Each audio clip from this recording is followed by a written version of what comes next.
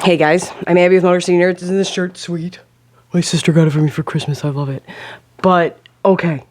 Hi to the new subscribers. Welcome. I have a little stat video I'm editing, but this is something I feel like with the end of the year coming, I should get back to my roots, which is rambling about Game of Thrones. Now, one thing that's really irritating me right now, I can't find my Baratheon banner. That's my go-to banner. It's the most messed up and stained and gross, and it goes to every festival with me, and I don't know where it is, and I'm kind of pissed about it. It's bright yellow. How can it go missing?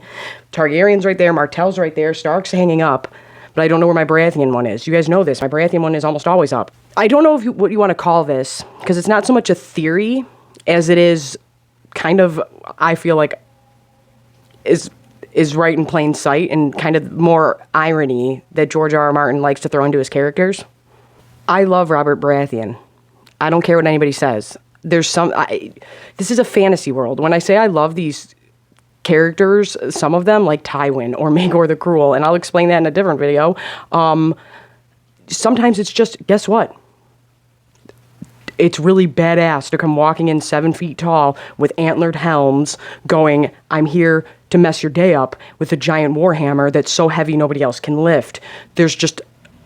Sometimes he's just like a badass, okay? And I love Robert. But the thing with Robert is he's, one, very much like Viserys in House of the Dragon. And you're probably going, Abby, you're crazy. No. They are different. One wants to play with Legos. One wants to go hunting. But even Jorah Mormont says that. He's like, Robert should have been born Dothraki. He would have thrived in that. He wants to live and hunt. And that's what he wants. And go after things. And that's what he wants to do. He don't want to rule. And Varys says... Robert was neither mad nor cruel. He simply didn't want to rule. Like, Robert wasn't a terrible guy. He was just like, I want this thing, and you took my girlfriend, and I'm kind of possessive and pissed off. But I think there was more, when people say that, I do think there's more political behind that. But on top of it, I think Robert just kind of don't like the rules and was like, this is, not only are you stepping on my toes, and I don't like that, but I kind of just want to buck this system anyway because I'm the biggest and the baddest. And that's a flaw he has, but I love Robert. And the funny thing is, a lot of people don't realize, I love the story of Orys Baratheon, the first Baratheon that came over. The first Baratheon was always rumored to be a bastard Targaryen. He was it would be like Robb Stark and Jon Snow, except the Jon Snow was Orys Baratheon and the Robb Stark was Aegon the Conqueror. And it's funny when we figure out who Jon Snow is, but pretend we don't know that. You get what I'm saying? So the first Hand of the King was Orys Baratheon. The first one to Aegon the Conqueror was his half-brother, Orys Baratheon, and his story is awesome. Not only that, that is why Robert has royal blood. That is why he has a right to the throne, quote unquote, when they overthrow the Mad King. Not only did they win, but it's like, well, we kind of just overthrew our government. We have to have some type of rule, it looks like, to the common people, and like we have some type of monarchy thing in charge. So it's like, okay, well, who's next best? Robert, because they have Targaryen blood. Not only that, Robert's grandmother, I believe, and I should look these things up because people will just tear me apart in the comments and be like, you stupid man. And it's like, no, I believe Robert's grandmother was the sister to Daenerys's grandmother. They're related. They're like second cousins. So Robert has royal blood. I think the irony with Robert Baratheon is not only does he not want to be king, but I think he gets Targaryen premonitions. People always joke around, they're like, no, Robert was always right. No, Robert was right. Robert was completely right a lot of the time. And if you know about Daenerys the Dreamer, and even I really liked in House of the Dragon when Rhaenyra was giving birth, and they gave the snippets, well, the stillbirth, that was hard. But when we got the snippets of the dragon flashes, I was like, oh, I love this and it's because they didn't have a lot of funding in the beginning of Game of Thrones, but that's very similar to Daenerys. Daenerys has prophetic dreams. Rhaenyra's having these little prophetic things. Aegon's blade now. Even the one I'm liking the most, because you guys know I hate the greens over here. I can't stand them. But Helena can stay. And I know what happens. And that's a whole other thing. I have concerns for this show. I really do. But Helena is repeatedly saying super prophetic things. And I think she is super working with the Spider, which later on Varys gets called the Spider. It's the spy network.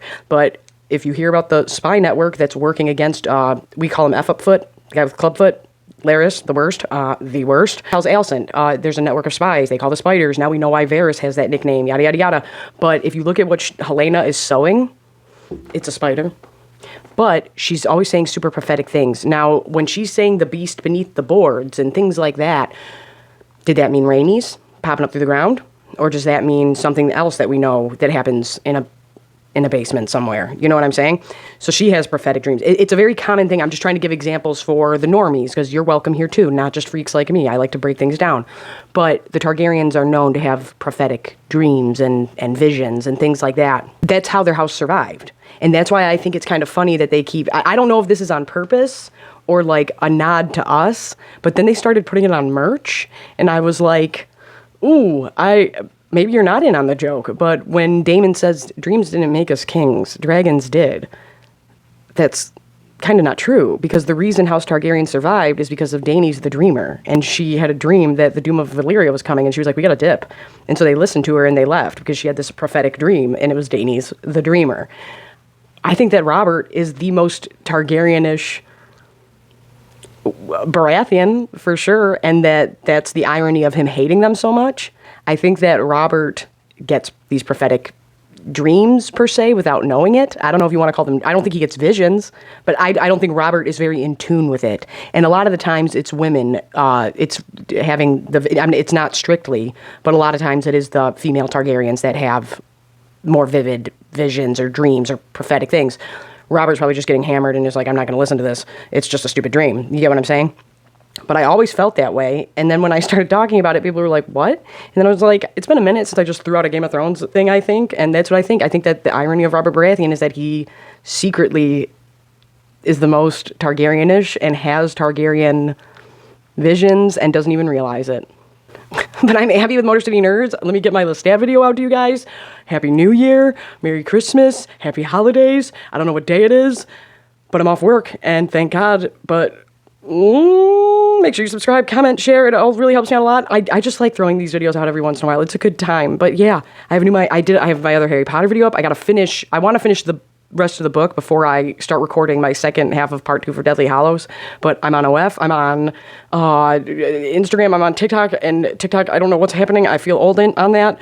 But yeah, it's all down below. Oh, and we're going to keep streaming Final Fantasy, because I was so happy to hear that, like, some people thought that was all I did. And I've asked you guys before, I'm like, do you hate that I game on here? Because I can do that. I can do that somewhere else. It's just fun. And then some people came over and they were like, we thought that's all you did. And I was like, is that a bad thing? And they were like, no, I just blah, blah, blah, blah. I'd like to see it more. And I was like, oh man, like, no, I'll play Final Fantasy all day. But so I might stream for a little bit, but yeah. Welcome to Motor City Nerds. We're small, but we're awesome. Thank you everybody for being here. And thank you. If I don't get my videos up in time, thank you. Thank you so much for being the highlight of my year and the reason that I get up every day is so I can do this and have fun, because it's definitely not everything else that I'm looking forward to.